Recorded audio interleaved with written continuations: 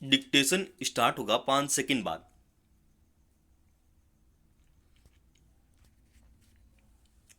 Start.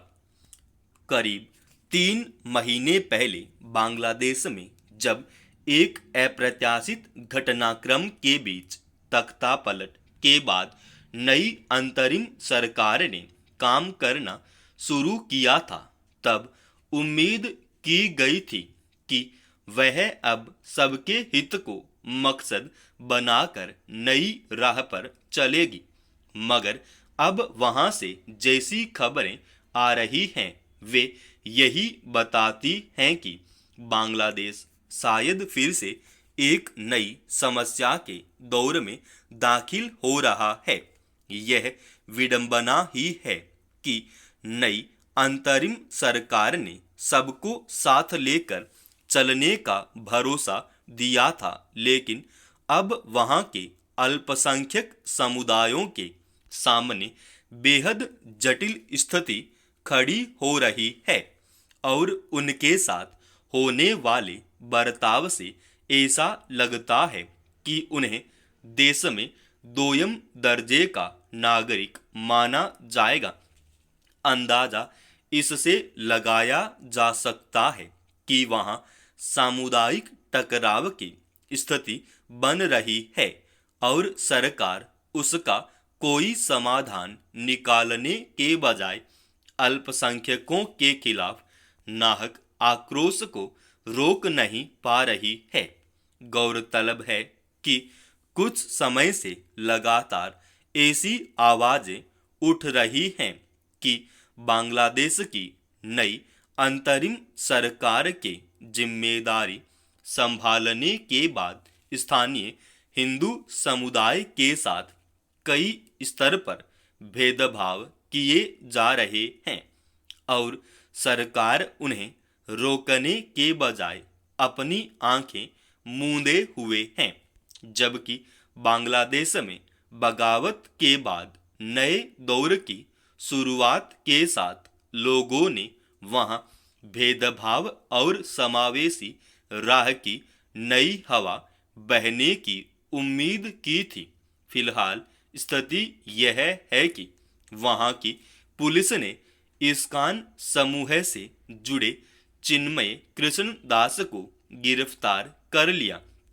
हालांकि वहां उन पर राष्ट्रीय झंडे को अपमानित करने का हवाला देकर राष्ट्रद्रोह का आरोप लगाया गया है, मगर इस आरोप की हकीकत को जांच से ही सामने आएगी।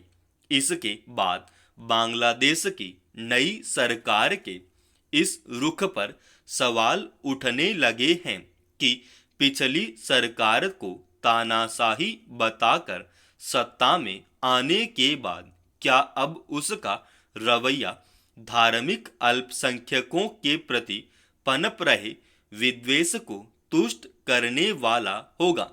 कहने को बांग्लादेश की सरकार इस तरह के आरोपों से इनकार करती है, लेकिन आखिर क्या वजह है कि वहां हिंदुओं सहित अन्य अल्पसंख्यक समुदायों की ओर से अपने खिलाफ माहौल पैदा करने के आरोप लगाए जा रहे हैं और सरकार अपने रवैये से इस समस्या का कोई सौहार्दपूर्ण हल निकालने के बजाय असंतोष को बढ़ावा दे रही है। सवाल है कि अगर बांग्लादेश में पूर्व की सरकार पर तानाशाही के आरोप थे और आम जनता ने उसके खिलाफ विद्रोह करके उसे सत्ता से हटाया, तो नए दौर से शुरुआती महीनों में ही वहां से ऐसी तस्वीरें क्यों सामने आने लगी है। फिलहाल जिस तरह के हालात पैदा हो रहे हैं, अगर सरकार ने उस पर तत्काल लगाम लगाने के ठोस उपाय नहीं किए तो सामुदायिक टकराव चिंताजनक रास्ता भी अख्तियार कर सकता है। हालांकि बांग्लादेश इसे अपना घरेलू मामला बता रहा है, लेकिन पड़ोसी देश में इस तरह की घटनाओं का व्यापक असर पड़ सकता है।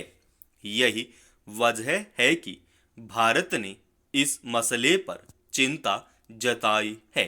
बांग्लादेश में यह अफसोसनाक स्थिति तब है कि जब नई सरकार की कमान शांति के लिए नोबेल पुरस्कार से सम्मानित मोहम्मद यूनुस के हाथों में है।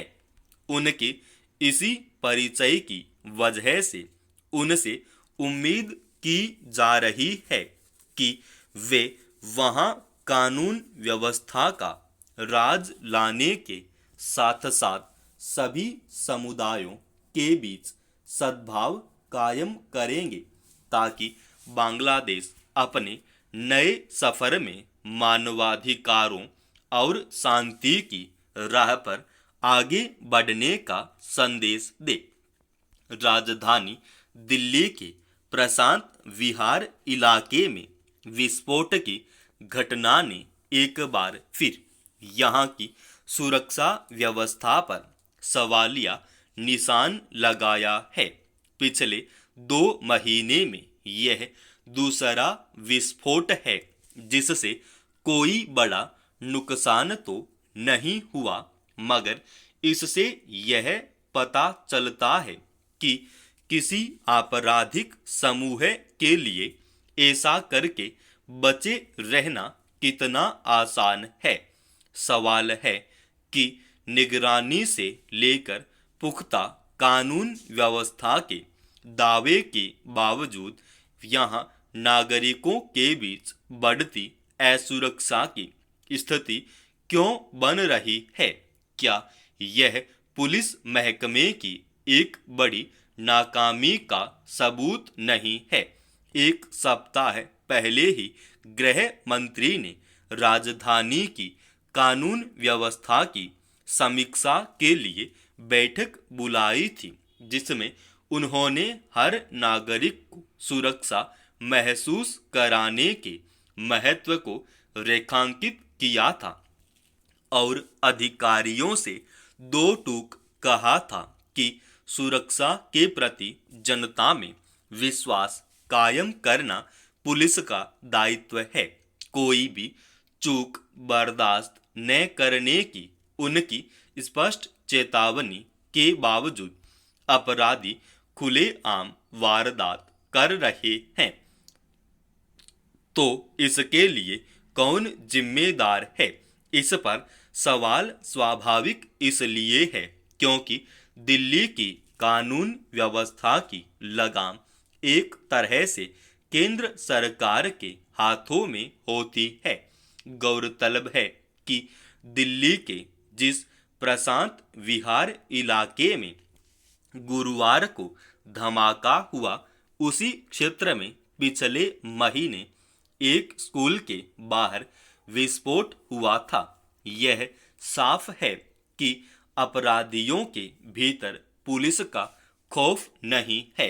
दिल्ली की कानून व्यवस्था पर आम आदमी पार्टी और भाजपा के बीच राजनीतिक टकराव शुरू से रहा है, मगर ताजा घटना के बाद पूर्व मुख्यमंत्री अरविंद केजरीवाल ने इस पर सवाल उठाया है, तो इसे केवल राजनीतिक चश्मे से देखने की जरूरत नहीं है।